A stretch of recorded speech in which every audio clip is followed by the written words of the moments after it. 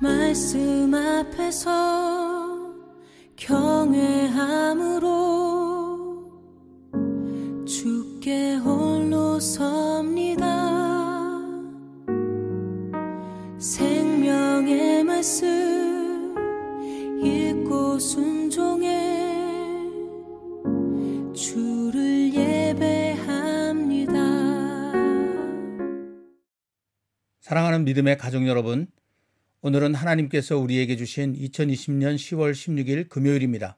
하루 한 장 말씀과 함께 함께 오늘의 말씀은 사무엘하 12장입니다. 사도신경으로 우리들의 믿음을 하나님 앞에 고백하겠습니다. 전능하사 천지를 만드신 하나님 아버지를 내가 믿사오며 그 외아들 우리 주 예수 그리스도를 믿사오니 이는 성령으로 잉태하사 동정녀 마리아에게 나시고 본디오 빌라도에게 고난을 받으사 십자가에 못 박혀 죽으시고 장사한 지 사흘 만에 죽은 자 가운데서 다시 살아나시며 하늘에 오르사 전능하신 하나님 우편에 앉아 계시다가 저리로서 산 자와 죽은 자를 심판하러 오시리라. 성령을 믿사오며 거룩한 공예와 성도가 서로 교통하는 것과 죄를 사하여 주시는 것과 몸이 다시 사는 것과 영원히 사는 것을 믿사옵나이다. 아멘.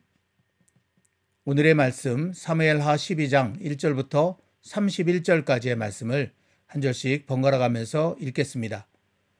여호와께서 나단을 다윗에게 보내시니 그가 다윗에게 가서 그에게 이르되 한 성읍에 두 사람이 있는데 한 사람은 부하고 한 사람은 가난하니 그 부한 사람은 양과 소가 심히 많으나 가난한 사람은 아무것도 없고 자기가 사서 기르는 작은 암양 새끼 한 마리뿐이라. 그 암양 새끼는 그와 그의 자식과 함께 자라며 그가 먹는 것을 먹으며 그의 잔으로 마시며 그의 품에 누움으로 그에게는 딸처럼 되었거늘. 어떤 행인이 그 부자에게 오매 부자가 자기에게 온 행인을 위하여 자기의 양과 소를 아껴 잡지 아니하고 가난한 사람의 양 새끼를 빼앗아다가 자기에게 온 사람을 위하여 잡았나이다 하니 다윗이 그 사람으로 말미암아 노하여 나단에게 이르되 여호와의 살아계심을 두고 맹세하노니 이 일을 행한 그 사람은 마땅히 죽을 자라. 그가 불쌍히 여기지 아니하고 이런 일을 행하였으니 그 양 새끼를 4배나 갚아 주어야 하리라 한지라. 나단이 다윗에게 이르되 당신이 그 사람이라. 이스라엘의 하나님 여호와께서 이와 같이 이르시기를 내가 너를 이스라엘 왕으로 기름 붓기 위하여 너를 사울의 손에서 구원하고 내 주인의 집을 내게 주고 내 주인의 아내들을 내 품에 두고 이스라엘과 유다 족속을 내게 맡겼느니라. 만일 그것이 부족하였을 것 같으면 내가 내게 이것저것을 더 주었으리라.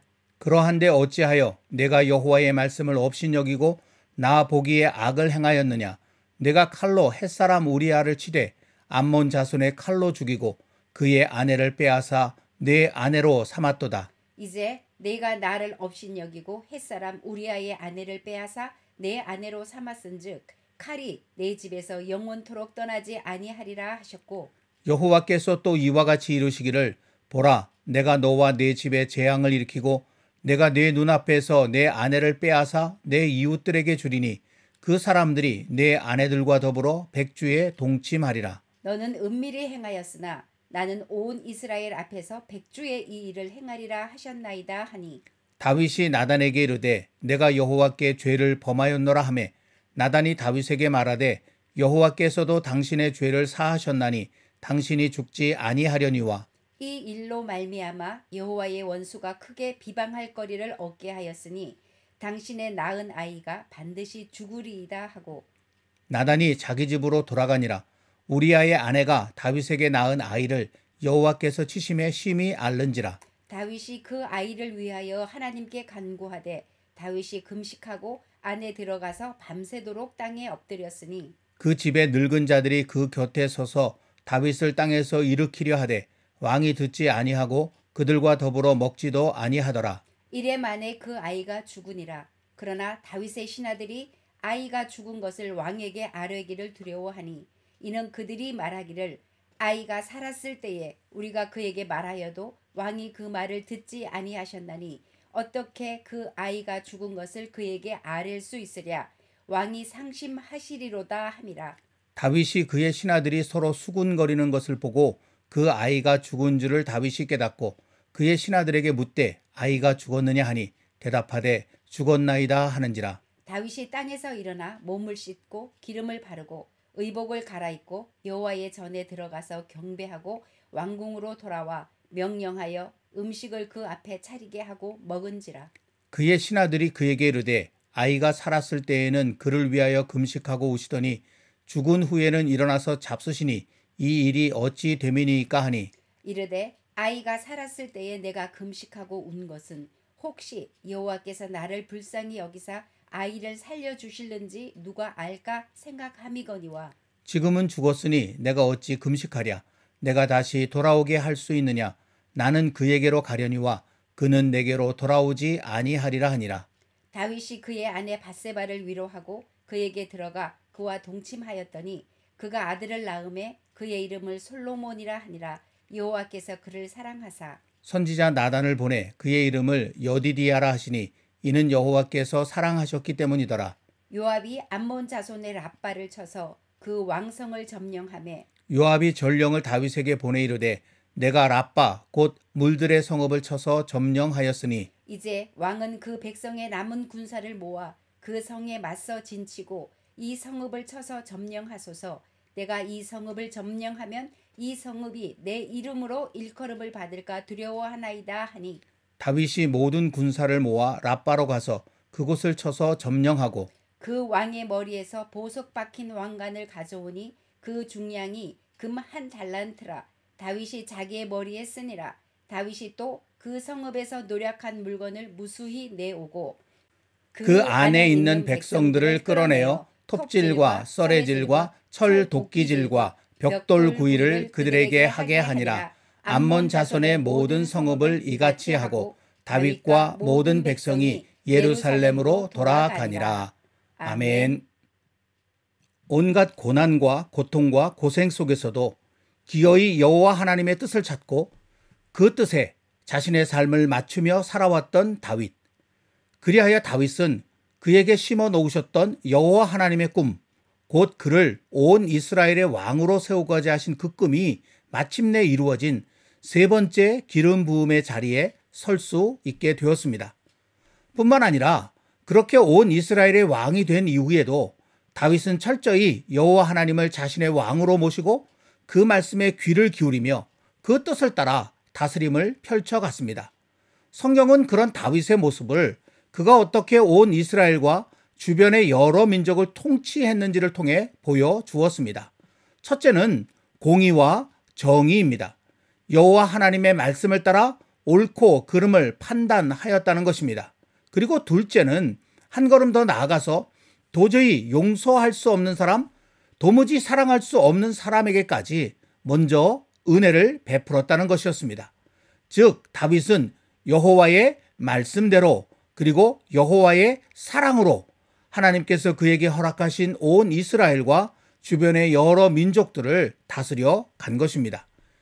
이처럼 모든 것에 완벽할 것만 같았던 다윗. 그러나 사무엘하 11장에 이르러 다윗은 우리가 상상조차 하기 힘든 죄악의 나락으로 떨어졌습니다. 소위 밧세바 사건이라고 부르는 가슴 아프고 비극적인 일이 벌어진 것입니다. 그런데 사무엘하 11장 말씀을 보면 이 모든 일이 너무나 평안한 나머지 다윗이 영적 긴장감을 잃어버리고 순간적으로 방심함에서부터 시작되었다는 것을 볼 수 있습니다. 가나안 지역에서 겨울은 우기에 해당하기 때문에 당시의 상황에서는 전쟁하기가 참 어려운 그런 때였습니다. 그래서 겨울이 되면 전쟁을 잠시 멈추는 일이 다반사였습니다. 그러다가 건기에 해당하는 봄이 다시 오면 전쟁을 이어갔던 것이죠. 이와 같은 이해를 바탕으로 성경을 보면 사무엘하 10장에 기록된 암몬과의 전쟁에서 이스라엘 군대가 승기를 잡았음에도 그냥 돌아선 것을 이해할 수 있게 됩니다. 그 말씀이 사무엘하 10장 14절에 기록되어져 있는데 그때 요압이 이끄는 이스라엘 군대가 외적으로는 불리한 상황에서도 암몬과 아람의 연합군을 물리친 그런 이야기가 이렇게 기록되어져 있는 것이죠. 그래서 암몬 자손이 자신의 성읍으로 들어갔다라고 기록되어져 있습니다. 그러면 이 여세를 몰아 그 성을 함락시키는 것이 마땅했는데 요압은 암몬 자손을 떠나 예루살렘으로 돌아간 것입니다. 왜 그런 것일까요? 전쟁을 할 수 없는 겨울이 찾아왔기 때문입니다. 그러다가 다시 봄이 돌아와 전쟁이 가능해지자 이스라엘 군대가 다시 암몬을 멸하기 위해 제2차 출정을 떠난 것입니다. 그 말씀이 사무엘하 11장 1절에 기록되어져 있습니다. 어떤 분들은 이때 다윗이 함께 가지 않은 것을 그가 너무 편한 나머지 방심한 증거로 들기도 합니다. 그러나 앞선 1차 원정 당시에도 다윗은 암몬과의 전쟁에 함께 가지 않았습니다. 그 말씀이 사무엘하 10장 7절에 기록되어져 있습니다. 그러기에 이 2차 원정에 다윗이 함께 가지 않은 것을 잘못되었다고 말할 수는 없습니다. 그보다 그에 이어지는 11장 2절 말씀에 다윗의 잘못된 마음과 모습이 잘 나타나 있습니다. 이 말씀에 보면 저녁 때에 다윗이 그의 침상에서 일어나 라는 말씀이 있죠. 여러분, 이 말씀에서 우리가 알게 되는 것이 무엇입니까? 다윗이 깊은 낮잠에 빠져 있었다는 것입니다. 요압과 이스라엘 군대는 목숨을 걸고 싸우고 있는 그때 다윗은 너무나 편안하게 낮잠까지 즐기고 있었던 것입니다. 이 사실은 그만큼 다윗의 마음이 영적인 긴장감을 잃어버리고 평안에 취해 안일해졌음을 단적으로 보여주는 것입니다. 이것은 후에 다윗이 암몬 자손의 손에 죽게 만든 우리아의 모습과는 너무나 대비되는 것이었습니다. 사무엘하 11장 11절 말씀 속에 보면 그 전쟁터에서 다윗의 부름을 받고 다시 예루살렘으로 돌아온 그 우리아가 집에 가서 편히 쉬라는 다윗의 말을 듣고 한 말이 기록되어져 있습니다. 언약궤와 이스라엘과 유다가 야영 중에 있고 내 주 요압과 내 왕의 부하들이 밭갓들에 진치고 있거늘 내가 어찌 내 집으로 가서 먹고 마시고 내 처와 같이 자리이까. 비록 다윗 자신이 직접 전쟁에 나가진 않았더라도 그는 온 이스라엘의 왕으로서 그 전쟁이 끝날 때까지 이 우리아 같은 마음으로 지내야 마땅했습니다. 아니, 지금까지의 다윗의 모습은 분명 그러했습니다. 그런데 계속되는 승리와 그로 인해 누리는 평안에 취한 나머지 다윗의 마음에는 여호와 하나님께 대한 간절함이 사라져 버린 것입니다. 이렇게 다윗에게 여호와 하나님께 대한 간절함이 사라지자 사탄이 그의 마음을 지배하기 시작하였습니다. 마침 그의 눈에 목욕하는 한 여인이 보였고 그녀가 다른 사람, 그것도 자신을 위해 목숨 걸고 싸우고 있는 부하 장수의 아내임을 뻔히 알면서도 솟아오르는 욕정을 이기지 못하고 기어이 그 여인을 자신의 품에 안고 만 것입니다. 이와 같이 한 번 죄의 유혹에 굴복당한 다윗은 그야말로 걷잡을 수 없이 무너져 갔습니다. 그 여인이 다윗 자신으로 인해 임신했다는 사실을 알고는 그것을 덮기 위해 온갖 인간적인 술수를 다 동원하다가 급기야 그녀의 남편인 우리아를 적군인 암몬의 손을 빌어 죽이는 무서운 일까지 저질렀습니다. 그리고는 이 모든 일에 책임을 진다는 구실로 우리아의 아내였던 밧세바를 자신의 아내로 맞아들였습니다. 그 말씀이 사무엘하 11장 27절에 기록이 되어져 있습니다. 이렇게 해서 이 일은 일단락 되는 듯 보였습니다. 어쩌면 다윗의 신하들과 이스라엘 백성들은 비록 다윗 왕이 처음에는 잘못했지만 이렇게까지 책임지는 모습을 보면서 역시 다윗 왕은 다르다고 오히려 칭송했을지도 모릅니다. 그리고 다윗 자신도 이만하면 된 것 아니냐고, 밧세바와 출생한 어린 아들에게는 오히려 이것이 더 잘된 일이 아니겠느냐고 그렇게 생각하면서 스스로를 괜찮은 사람이라고 생각했을 수도 있습니다. 하지만 문제는 여호와 하나님께서 그렇게 생각하지 않으셨다는 것입니다. 사무엘하 11장 27절 뒤에 이어지는 말씀에 보면 다윗이 행한 그 일이 여호와 보시기에 악하였더라 라고 기록되어져 있는 것입니다. 그리하여 여호와 하나님께서는 이제 다윗에게 그가 저지른 일이 얼마나 무서운 죄악인가를 무섭게 지적하기 시작하셨습니다. 그 말씀이 바로 오늘의 하루 한 장 말씀인 사무엘하 12장의 말씀입니다. 오늘 말씀 1절은 이렇게 시작합니다. 여호와의 명을 따라 다윗을 찾아간 나단은 짐짓 다윗과는 상관없어 보이는 한 사건을 이렇게 이야기하기 시작하였습니다. 양과 소가 심이 많은 한 부자가 딸처럼 사랑하며 기르는 작은 암양 새끼 한 마리밖에 없던 가난한 사람의 그 양 새끼를 빼앗아다가 자기 집에 찾아온 행인을 대접했다는 그런 이야기였습니다. 이 이야기를 들은 다윗은 이야기 속 한 부자의 행위에 대단히 화가 났습니다. 그래서 여호와의 율법을 근거로 판결을 내렸습니다. 오늘 말씀 6절입니다. 그가 불쌍히 여기지 아니하고 이런 일을 행하였으니 그 양새끼를 4배나 갚아주어야 하리라 한지라. 여러분, 이 말씀은 출애굽기 22장 1절 말씀에 따른 것입니다. 이 말씀에 양 1마리를 도둑질하여 잡거나 판 그 사람은 양 4마리로 갚으라 라는 여호와 하나님의 명령이 담겨져 있습니다. 다윗은 지금 엄청난 착각 속에 빠져 있습니다. 여호와의 율법대로 한다면 자신은 분명 죽을 자임에도 그것을 깨닫지 못한 채 마치 자신은 의로운 듯 다른 사람에게 율법의 잣대를 들이대면서 율법대로 이것을 외치고 있는 것입니다. 이런 다윗의 착각과 교만은 결국 자신의 입으로 자신을 심판하는 무서운 자리로 나아갔습니다. 사무엘하 12장 5절 말씀입니다. 다윗이 그 사람으로 말미암아 노하여 나단에게 이르되 여호와의 살아계심을 두고 맹세하노니 이 일을 행한 그 사람은 마땅히 죽을 자라 라는 말씀입니다. 여러분, 앞서도 보신 것처럼 남의 양을 도둑질한 죄에 대한 벌은 4배로 갚아주는 것입니다. 그것은 결코 죽을 죄는 아니었다는 것이죠.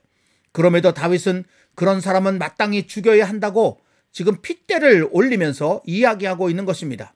다윗은 미처 알지 못했지만 사실 이것은 다윗이 지은 죄에 대해 율법이 정해놓은 벌이었습니다. 레위기 20장 10절 말씀 속에 보면 남의 아내와 간음하는 자는 반드시 죽이라 라는 말씀이 기록되어 있고요. 레위기 24장 17절 말씀에는 사람을 쳐 죽인 자는 반드시 죽이라 라는 여호와 하나님의 말씀이 기록되어져 있습니다. 결국 다윗이 핏대를 올리며 외쳤던 율법대로 한다면 다윗 자신이 바로 죽을 자였던 것입니다.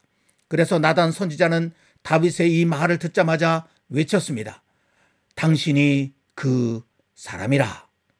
여러분, 우리는 이 말씀을 마음에 깊이 새겨야 합니다.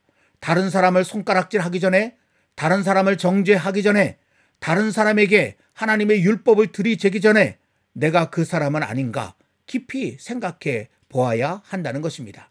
이에 대하여 예수님도 이렇게 말씀하셨습니다. 마태복음 7장 1절부터 3절입니다. 비판을 받지 아니하려거든 비판하지 말라.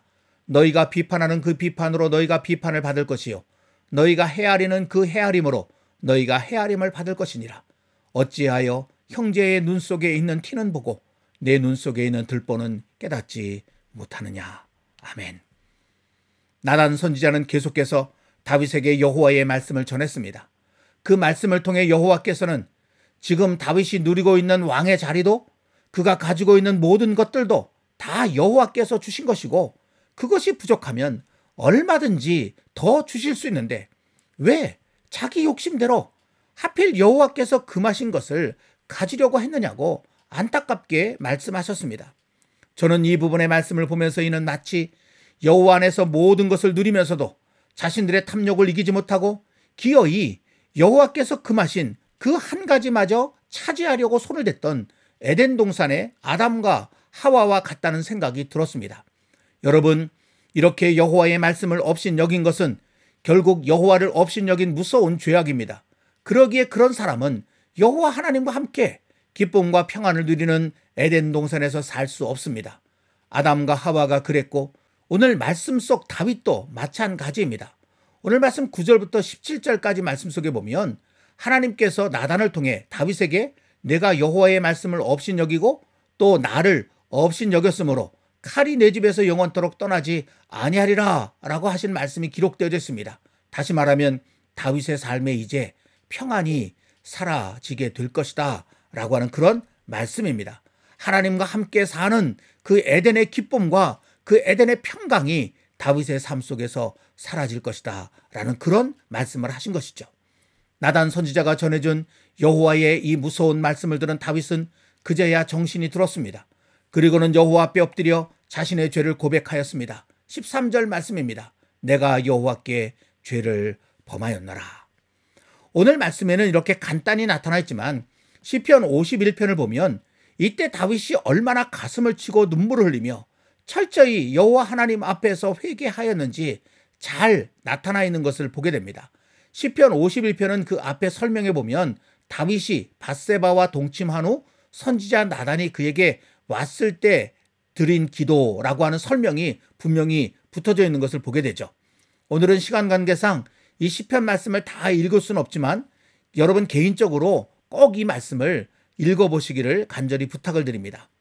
어쨌든 이렇게 다윗의 중심에서 드려진 회개의 눈물을 보신 여호와 하나님께서는 다윗의 죄를 용서해 주셨습니다.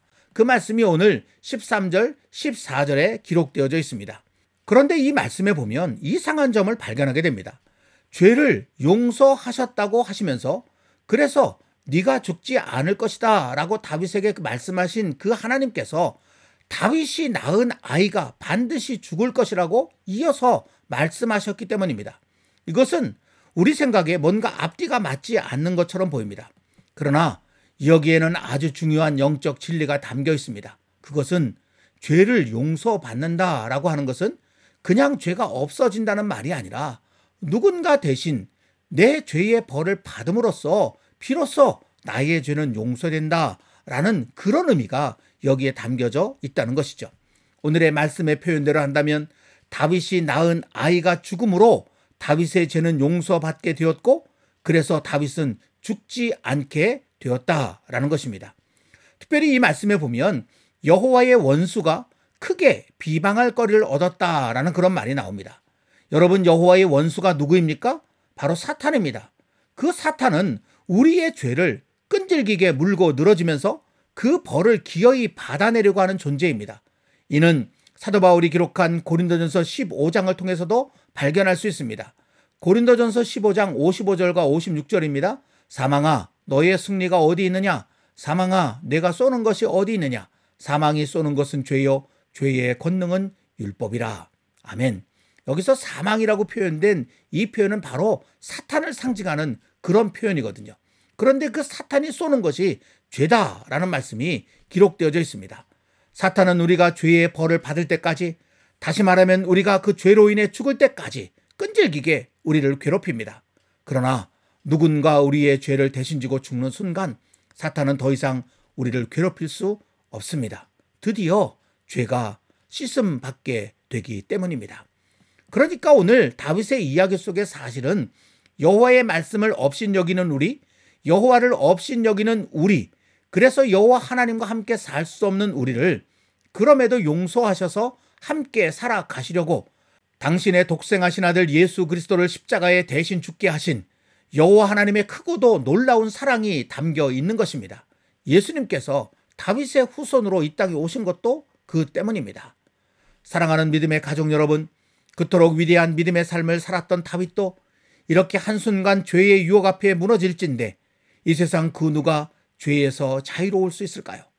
이를 통해 우리는 우리 안에 자랑할 것이 아무것도 없음을 새삼 깨닫게 됩니다. 예수님이 아니면 우리가 어찌 살 수 있으며 예수님이 아니면 우리가 어찌 여호와 하나님의 평안을 누릴 수 있겠습니까? 그러므로 우리는 사도 바울처럼 오직 나를 위해 십자가에서 대신 죽으신 예수 그리스도만을 자랑하며 살아가야 합니다. 사도 바울은 갈라디아서 6장 14절에서 내게는 우리 주 예수 그리스도의 십자가 외에 결코 자랑할 것이 없으니 라고 고백했기 때문입니다. 그리고 나를 용서하시고 죽지 않게 하신 여호와 하나님의 그 사랑을 기억하면서 더욱 마음을 다해 여호와 하나님을 가까이하며 살아가야 합니다. 오늘 말씀 24절과 25절 말씀이 화면에 나타나 있습니다. 다윗은 밧세바가 낳은 아들의 이름을 솔로몬이라고 지었습니다. 솔로몬은 평화의 사람이라고 하는 뜻입니다. 그런데 다윗이 그 아들의 이름을 이런 뜻을 가진 솔로몬이라고 부른 데는 다 이유가 있습니다. 그것은 이제부터 여호와 하나님을 떠나지 않고 그 여호와 하나님과 더 가까이 살면서 어떻게든지 여호와 하나님과 화평을 이룬 그런 사람이 되기를 간절히 원했다라고 하는 것이죠. 그런데 여호와 하나님께서는 선지자 나단을 보내서 그 아이의 이름을 여디디야라고 부르셨습니다. 여디디야라고 하는 말은 여호와의 사랑을 받은 사람이라고 하는 그런 뜻입니다. 다시 말하면 여호와께서는 여호와 하나님께서 너를 이렇게 사랑해 주셨다라는 사실을 잊어버리지 말라고 다윗에게 지금 이 이름을 통해서 말씀하시는 것입니다. 그리고 그 여호와 하나님의 사랑을 잊지 않고 살아갈 때 비로소 여호와 하나님을 찾게 되고 더 가까이 나아가게 되고 여호와 하나님과 평화를 이룬 그런 모습으로 살아갈 수 있게 된다라는 사실을 가르쳐 주시기 원했다라는 것입니다. 오늘의 말씀 앞에서 저와 여러분 우리 모두 우리가 지금 여호와 하나님을 믿으며 그 은혜 속에 살 수 있는 것이 오직 나를 위해 십자가에서 대신 죽으신 예수님의 대속의 은혜 때문임을 분명히 깨닫고 이처럼 나를 사랑하신 여호와 하나님을 늘 기억하는 여디디아가 되고 그럼으로써 여호와 하나님과 더욱 화평을 누리는 솔로몬이 되어 살아갈 수 있기를 우리 주님의 이름으로 간절히 기원합니다. 오늘은 찬송가 423장 먹보다도 더 검은 이 찬양을 함께 올려드리도록 하겠습니다.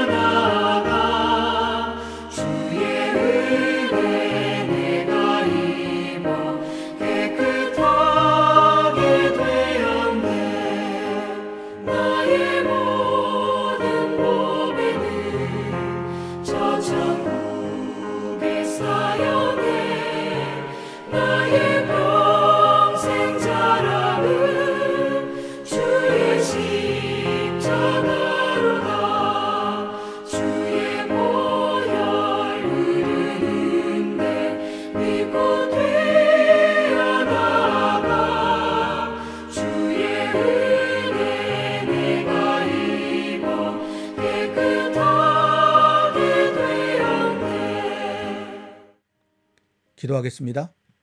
사랑의 하나님 아버지, 오늘의 하루 한 장 말씀을 통해서 다시금 깨닫습니다.